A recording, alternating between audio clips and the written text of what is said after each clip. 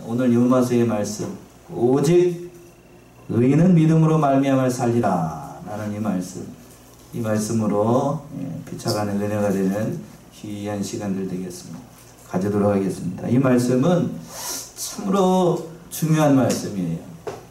기독교 신앙 가운데에 중요한 말씀이 여러 가지가 말씀이 있지만 이 말씀은 로마서의 전체의 주제의 말씀이라고 할 수 있고 또 가장 중요한 요한복음 3장 16절과 더불어서 성경을 대표하는 아주 귀한 진리가 여기에 담겨져 있습니다. 그래서 16절, 17절 대지를 나눈다고 하면 두 개로 나눌 수가 있겠는데 첫 번째는 복음을 부끄러워하지 않는다. 사도 바울의 고백이 16절에 나오고 있고 그리고 17절에는 두 번째로 오직 의인은 뭐로 산다고요? 믿음으로 말미암아 산다. 오늘 말씀의 제목이에요.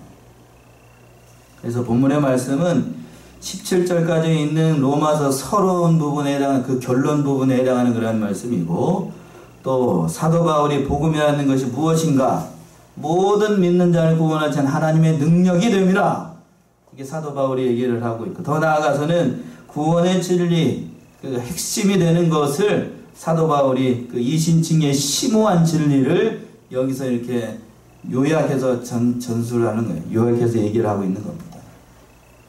즉 이 두 절의 말씀이 로마서의 전체 주제이기도 하고 성경의 주제라고 해도 과언은 아닙니다. 그래서 첫 번째 대조라고 복음을 부끄러워하지 않는다. 참 얘기를 참 잘해요. 16절 한번 읽어보시겠어요? 16절 내가 복음을 부끄러워하지 아니하노니 이 복음은 모든 믿는 자에게 구원을 주시는 하나님의 능력이 됨이라. 첫째는 유대인에게요 또한 헬라인에게로다. 예, 내가 뭐를 부끄러워하지 않는다고요? 복음을 부끄러워하지 않는다. 사도 바울이 첫 번째로 고백을 하고 있어요.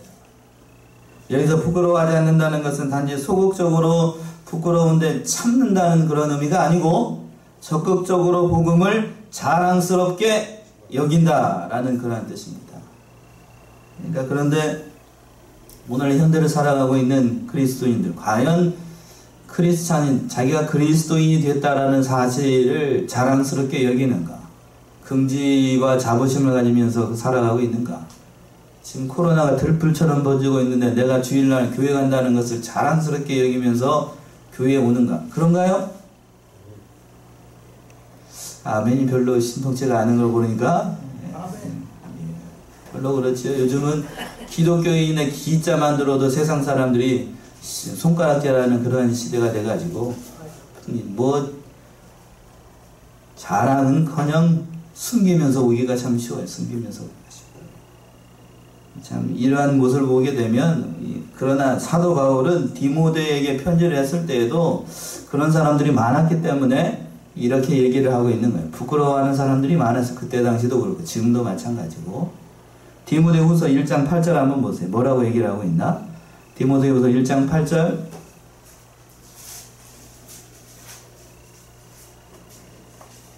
그러므로 네가 우리 주의 증거와 또는 주를 위하여 갇힌 자된 나를 부끄러워 말고 오직 하나님의 능력을 쫓아 복음과 함께 고난을 받으라. 네, 여기서 보세요. 내가 우리 주의 증거와 또는 주를 위하여 갇힌 자된 나를 뭐하지 말고 부끄러워 말고 라고 되어 있으니까 이 말이란 즉 디모데도 그렇고 그 사도 바울이 지금 로마 감옥에 잡혀 있는 것을 보고 부끄러웠게 여기는 사람들이 있었다는 얘기예요? 없었다는 얘기예요?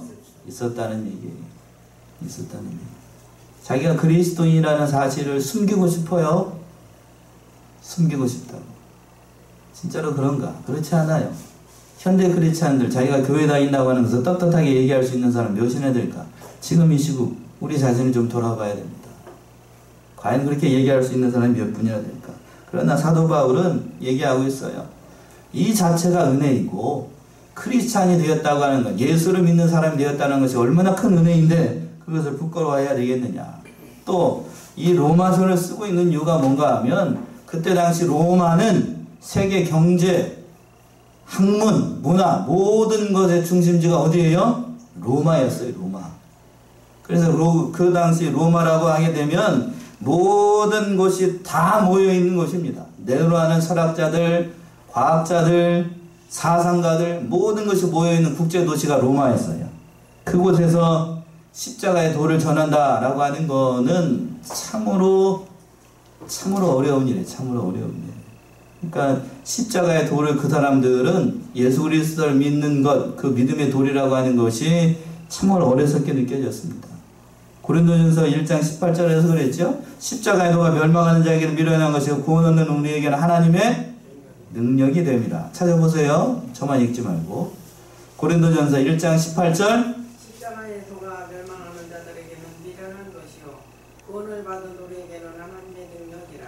예, 정확하게 얘기를 하고 있어요. 사도 바울은. 십자가의 도가 그것을 믿지 않는 자들에게는, 멸망하는 자들에게는 뭐처럼 보이고 미련한 것처럼 보이고 구원을 얻는 우리에게는 하나님의 능력이 됨이라. 정확하게 지적을 하고 있습니다. 정확하게. 그러니까 이 복음, 얘가 예수를 믿었다라는 사실을 부끄럽게 여기면 안 된다는 겁니다. 안 된다는 거예요. 믿는 자들은 복음을 아주 멸시합니다. 멸시하고 천하게 여기고 심지어는 그렇게 얘기하라는 거예요. 어떻게 그 죽었던 사람이 3일 만에 다시 살아나가지고 이렇게 할 수 있느냐. 오늘날에도 그렇게 얘기하는 사람들 많아요. 그렇게 얘기하는 사람들 있어요. 그러면서 그렇게도 이렇게도 얘기를 합니다. 어떤 사람들은 네가 교회를 다니면서 천국에 간다고? 네가 천국에 가면, 교회를 다 예수 믿어서 천국에 가면 나는 다른 걸 믿어서 만국에 가겠다. 그렇게 얘기하는 사람들도 있어요. 우스갯소리입니다만 그 말씀 속에는 우리 전에 행위, 믿고 난 다음에 우리도 행위를 그렇게 얘기하는 사람들이라고 볼 수도 있어요. 어찌됐든지 간에 그 나사렛 예수 그리스도를 믿어서 우리가 구원을 얻는다. 그것을 그들의 관점에서 봤을 때는 이상한 거예요. 이상한. 괴이하고 미련한 것처럼 보였습니다. 아무리 훌륭한 철학이나 과학이나 그 모든 것을 다 종합해 본다 할지라도 그것을 통해서 사람의 영혼을 구원할 수 있는가? 그런가요? 사람의 영혼을 구원할 수 있고 사람을 궁극적으로 죄로부터 해방시킬 수 있는 거는 그런 건 없어요. 더군다나 인생의 문제, 근본적인 문제, 영혼에 대한 문제, 하나님에 대한 문제, 세상적인 근본적인 이치에 대한 문제는 아무리 훌륭한 철학이고 사상이고 과학이고 그 모든 것을 다 종합해 본다 할지라도 그것은 알 수가 없어요. 피상적으로 알 뿐이에요. 피상적으로만. 겉만 알 뿐입니다. 그 근본적인 이치는 알 수가 없는 거예요. 그러나 그래서 사도 바울은 그 복음을 부끄러워하지 않는다라고 얘기하고 있습니다. 그러니까 오늘날 이 시국에 참으로 중요한 말씀이 이 말씀이 아닌가 싶어요. 과연 나는 이러한 시국임에도 불구하고 복음을 부끄러워하지 않고 내가 크리스찬이라는 것에 대해서 긍지와 자부심을 가지고 믿음 생활하고 있는가? 사도 바울이 고백했던 것처럼 나는 복음을 부끄러워하지 않는다. 이렇게 떳떳하게 얘기할 수 있는가? 우리 자신의 믿음을 돌아봐야 되겠습니다. 두 번째 뭐라고 되어 있어요? 이 부끄러워하지 않는 이유가 그 중반절에 나옵니다. 이 복음은 모든 믿는 자에게 구원을 주시는 누구의 능력이 된다고요? 하나님의 능력이 됨이라. 여기서 말하는 그 하나님의 능력이라는 말은 원어가 중요해요. 원어. 한번 좀 들어봤을 겁니다. 두나미스라고 하는 말인데 이거는 하나님께로부터 나오는 신령한 능력을 두나미스라고 얘기를 해요. 그래서 이 단어에서 뭐가 나오냐면 다이너마이트라는 말이 나왔어요. 다이너마이트. 폭탄이라는 말이 여기서 나온 겁니다. 그러니까 복음의 능력은 무엇과 같은 능력이 있는 거라면 다이너마이트와 같은 능력이 있어요. 그래서 내가 예수를 믿어라. 주 예수를 믿어라. 그리하면 너와 내 집이 구원을 얻으리라는 말을 던지면 무엇과 같은 능력이 나타나냐면 폭탄과 같은 능력이 나타난다. 그래서 이 복음을 반대하는 사람들은 폭탄이 터지는 것처럼 그 복음을 믿지 않았기 때문에 그 폭탄이 터지면 모든 것이 없어지는 것처럼 그와 같이 심판을 받아서 멸망하게 된다고 하는 겁니다. 그리고 또 이 복음이 계속해서 그 하반절에서 보시면 첫째는 누구에게라고 얘기하고 있어요? 하반절에서 보시면 첫째는 유대인에게요 또한 헬라인에게라 이렇게 얘기하고 있습니다. 복음과 구원의 우선권이 첫 번째는 유대인들에게 있고 또 그 은혜가 유대인뿐만 아니라 모든 사람들에게 같이 있다는 말을 이렇게 얘기를 하는 거예요. 첫 번째라는 얘기는 시간적인 의미에서 먼저라는 의미뿐만 아니라 기회적인 측면에서도 먼저라는 의미가 있습니다. 즉 하나님은 유대인에게 먼저 복음을 전해야 되고 그 유대인들로 시작을 해서 복음이 전파되는 것이 하나님의 섭리였고 경륜이었습니다. 그러나 그 유대인들이 예수를 믿는 것을 원하지 않았기 때문에 그 복음의 주도권이 어디로 넘어가게 됐냐면 이방에게 넘어가게 됐어요. 그러니까 이것은 복음의 우선권도 있지만 복음을 믿지 않았기 때문에 그 심판권도 누구에게 먼저 임하게 되냐면 유대인들에게 먼저 심판이 임하게 된다는 거예요. 그러니까 이거 양면이 다 있어요. 양면이 있었어. 첫째는 유대인에게요. 또한 헬라인에게다라고 하는 말씀이 그 말씀이에요. 유대인들에게도 먼저 복음이 선포된다는 그 말씀이 로마서 9장 4절에서부터 5절에서 정확히 표현되어 있습니다. 한번 찾아보세요. 로마서 9장 4절에서부터 5절.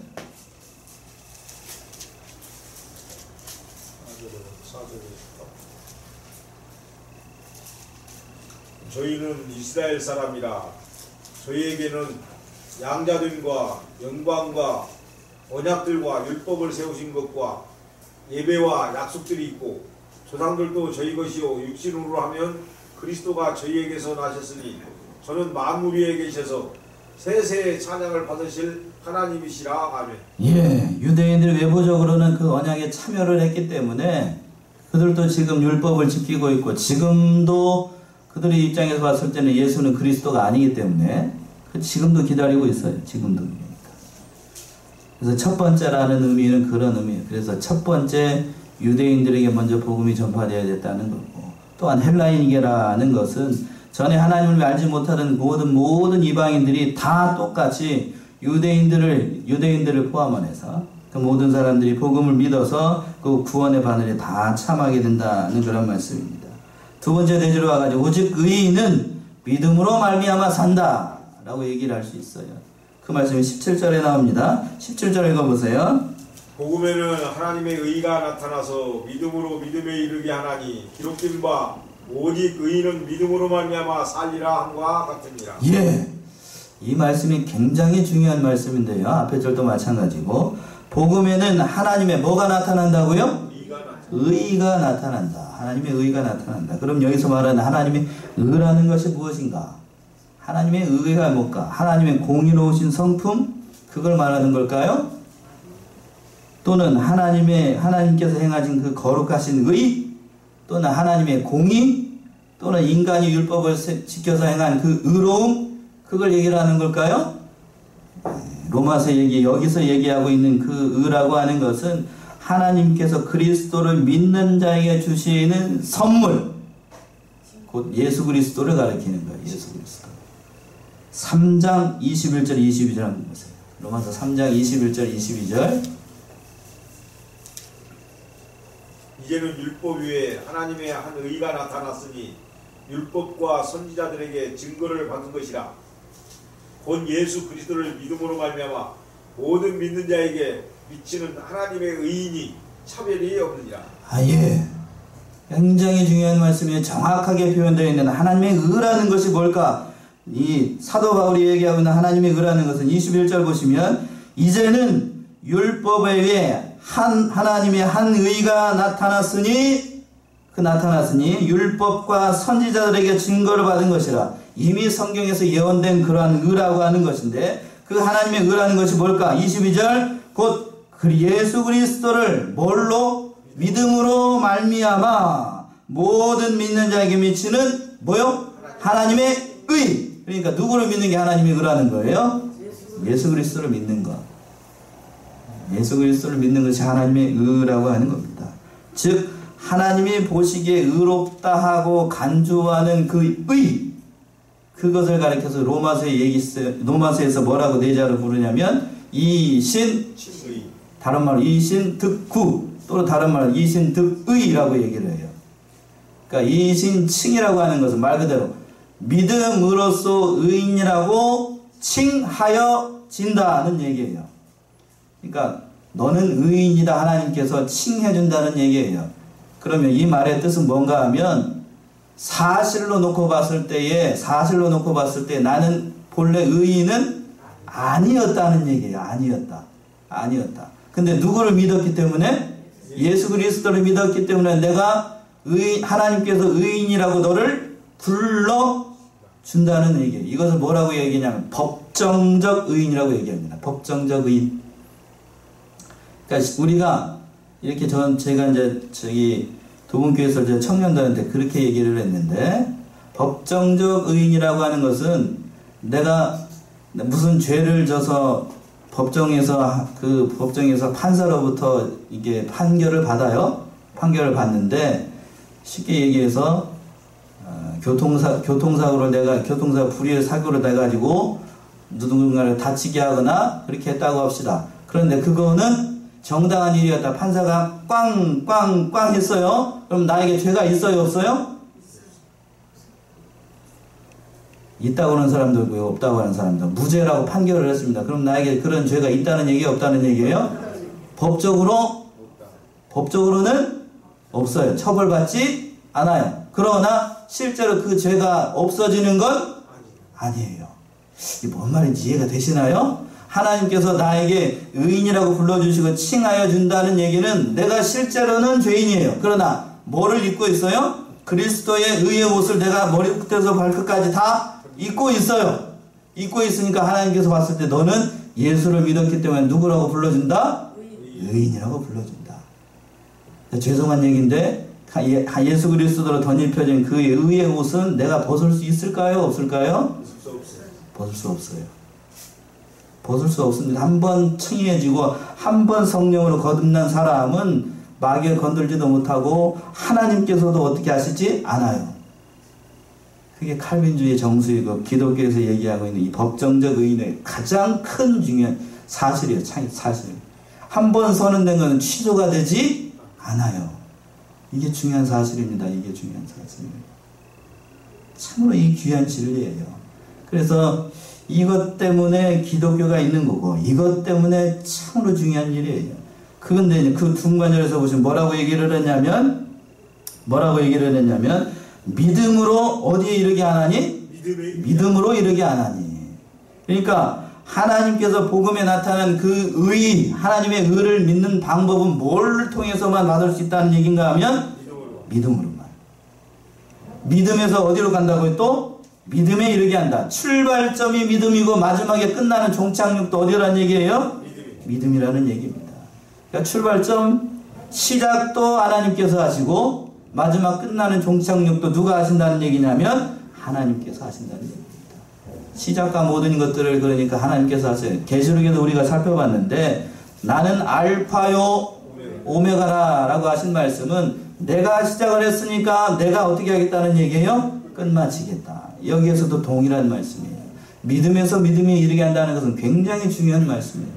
그러니까 내 하나님께서 너를 책임지고 끝까지 너를 구원해낼 것이다. 하나님의 크신 이 얘기가 담겨있는 그런 말씀이에요. 강력한 의지가 담겨있는 그런 말씀이에요. 그러니까 이 말씀에 꽂혀가지고 수많은 종교개혁자들이 종교개혁을 일으킨 거예요.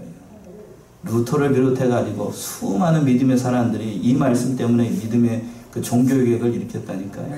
그래서 맨 하반절에서 보면 17절 하반절에 그렇게 표현되어 있지요. 기록된 바 오직 의인은 뭘로 말미암아 산다고요? 믿음으로 말미암아 살리라. 믿음으로 말미암아 살리라. 여러분들은 어떤 것이 믿음이라고 생각할지 모르겠지만 참으로 이 믿음 때문에 우리가 사는 거예요. 믿음 때문에.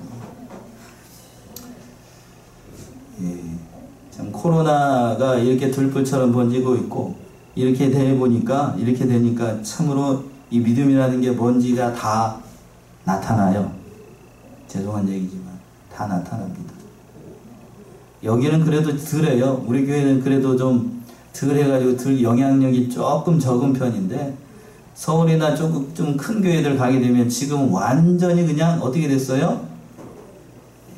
큰 교회들은 지금 예배를 거의 정상적인 이렇게 오프라인 예배, 이렇게 오프라인 예배는 드리지를 못해요. 다 어떻게 되냐면 요즘 유튜브가 발달해가지고 아니면 카카오톡으로 유튜브로 해가지고 목사님 설교를 하고 실시간으로 방송, 그냥 실시간으로 보내주는 데도 있고 그게 안 되시는 분들은 어떻게 하냐면 목사님 혼자 목사님 혼자 수요일날 낮에 녹화를 떠가지고 그 시간대 어떻게 해요?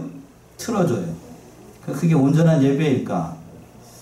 제가 한번 물어봤어요. 제가 한번 물어봤는데 아는 동기 전도사님이 계셔가지고 혼자서 이제 그 새벽 예배 거긴 녹화를 뜬대요. 미리 내일 할 거를 며칠 전에 녹화를 뜬답니다. 그러니까 설교하는 사람도 뭐만 보고 설교를 하냐면 원고 놓고 원고만 읽어요. 여기 밑에만 성도가 없으니까 원고만 읽고. 그러니까 은혜가 되느냐 그랬더니 은혜는 무슨 그냥 읽는 거지. 설교가 되겠어야 여기 앞에 있는 성도들이 아무도 없고 그런데도 은혜가 되니 그 말씀을 전해야 되니까 한다고 하는데 그러면서 하는 얘기가 뭐라고 그러냐면 전도사니까 그냥 하는 거야. 그 말인즉슨 직업이니까 한다는 얘기예요.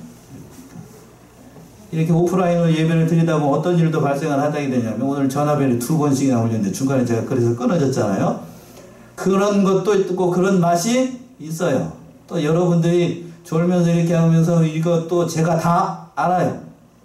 이 은혜를 받고 있는지 뭐하고 있는지도 다 안다고요. 다 안다고.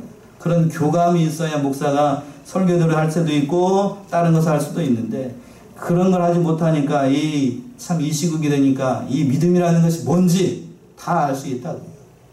그러나 오늘 본문의 말씀에서 얘기하고 있는 것처럼 그런 현실 가운데서도 오직 의인은 뭘로 말미암아 살아야 된다고요? 믿음으로 살아야 되는 거예요. 믿음으로. 도대체 그 믿음이라는 게 뭘까? 그 믿음이라는 게 뭘까? 믿음으로 산다는 것이 참으로 중요해요. 학자는 많이 배운 사람들은 많이 학문을 배운 사람들은 뭘로 먹고 살지요? 지식으로 그 학문으로 먹고 살아요. 저희 아버지는 농사 짓는데 농사 짓는 사람들은 뭘로 먹고 살죠? 농사하는 걸로 살아요. 또 장사하는 사람들은 뭘로 먹고 살죠? 장사한 걸로 먹고 삽니다. 그러면 성도는 믿는 사람들은 당연히 뭘로 먹고 살아야 되겠어요? 믿음으로 먹고 살아야죠. 근데 성도라고 하는 사람, 크리스찬이라고 하는 사람, 예수쟁이라고 하는 사람들이 예수로 안 산다. 이거 뭐가 잘못돼도 한참 잘못된 거 아니에요?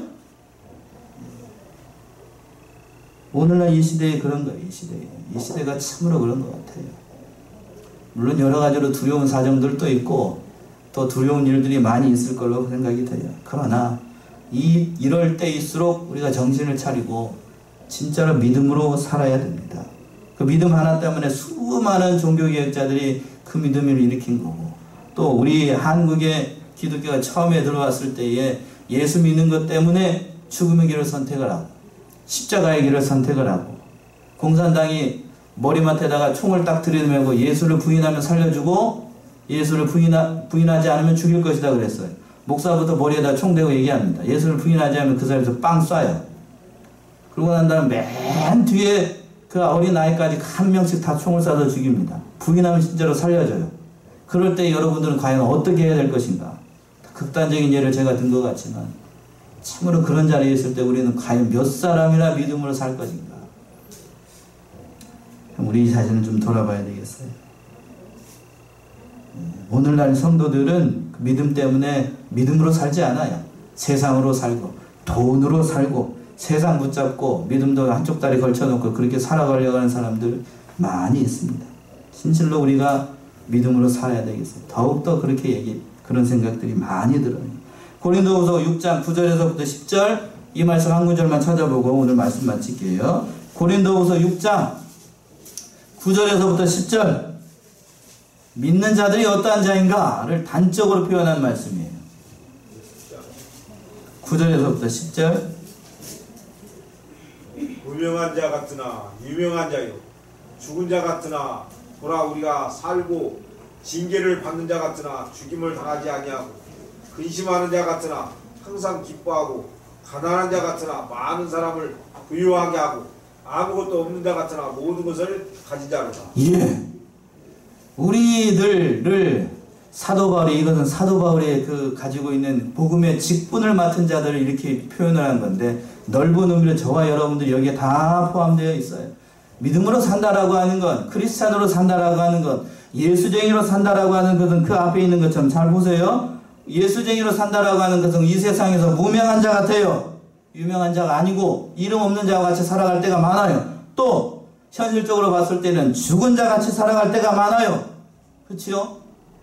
죽은 자 같이 살아갈 때가 많고, 또 징계를 받은 자 같이나 죽음을 당하지 아니하고, 또 근심하는 일이 많아요. 또 많은 사람들, 그러나 실제로 우리는 이 세상 살아갈 때 가난하게 살아갈 때도 많아요. 예수 믿는 것 때문에.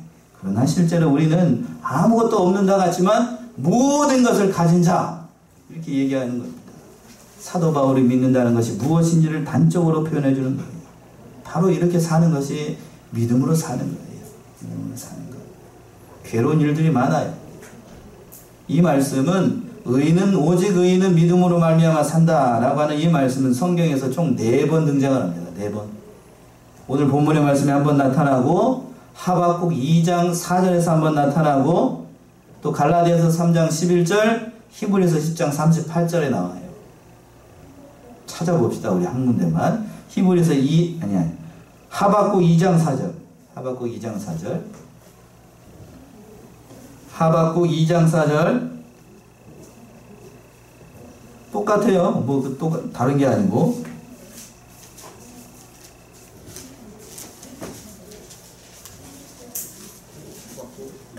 2장 4절. 보라, 그의 마음은 교만하며 그의 속에서 정직하지 못하니라. 그러나 의인은 그 믿음으로 말미암아 살리라. 예. 보라, 그의 마음은 뭐하다고요? 교만하며 그의 속에서 정직하지 못하니라. 그러나 의인은 뭘로 산다고요? 이 말이 무슨 얘기냐면, 믿지 않는 사람들은 교만하고 또 그 속에 뭐가 없다고요? 정직함이 없어요. 이 세상은 그렇게 되는 세상이라는 얘기입니다. 공중권세자분 사단 마귀가 역사하는 그 세상은 어그러지고 뒤틀리고 하나님을 거역하고 배반하는 그러한 모습으로 살아가지만, 그러나 의인은 뭐로 살아야 된다고요? 믿음으로 살아야 된다. 그렇게 살아야 된다는 거예요. 말세가 될수록 예수님께서 말씀하셨던 것처럼 말세에 뭐한 자를 보겠느냐? 믿는 자를 보겠느냐라고 말씀하셨던 것처럼 점점 더 그러한 사람이, 믿음으로 사는 사람이 적어지는 그러한 시대가 될 거예요. 죄송한 얘기지만 여기 우리 교회도 마찬가지로 연세에 드신 분들이 많아요. 지난주, 지지난주에는 또 2명이 또 소천하셨고, 여기 계신 분들이 다 소천하시고 나면 우리 성안교회 지킬 사람이 몇이나 될까? 몇이나 될까 싶어요. 몇이나 될까? 그거는 이제 하나님께 맡길 일이지만, 그러나 점점 더 믿는 자가 적어지는 건 사실입니다. 사실. 그러나 그러한 현실 가운데서도 우리가 믿음으로 살아야 되겠어요. 코로나가 두려울 것이 아니고 다른 현실이 두려운 것이 아니라, 세상은 그렇게 돌아가요. 세상은 점점 더 악해지고 악이 관영해지고, 세상은 믿을 사람이 아무것도 없는 그런 세상으로 점점 그렇게 치닫게 될 겁니다. 그러나 마지막으로 한 번만 강조하고 마치겠습니다. 오직 의인은 뭘로 살아야 된다고요? 믿음으로 살아야 됩니다. 예수 그리스도께서 다시 오실 그날을 소망하며 오직 믿음으로 모든 일들을 승리해 나가는 저와 여러분들이 다 되셔야 되겠습니다. 기도하겠습니다.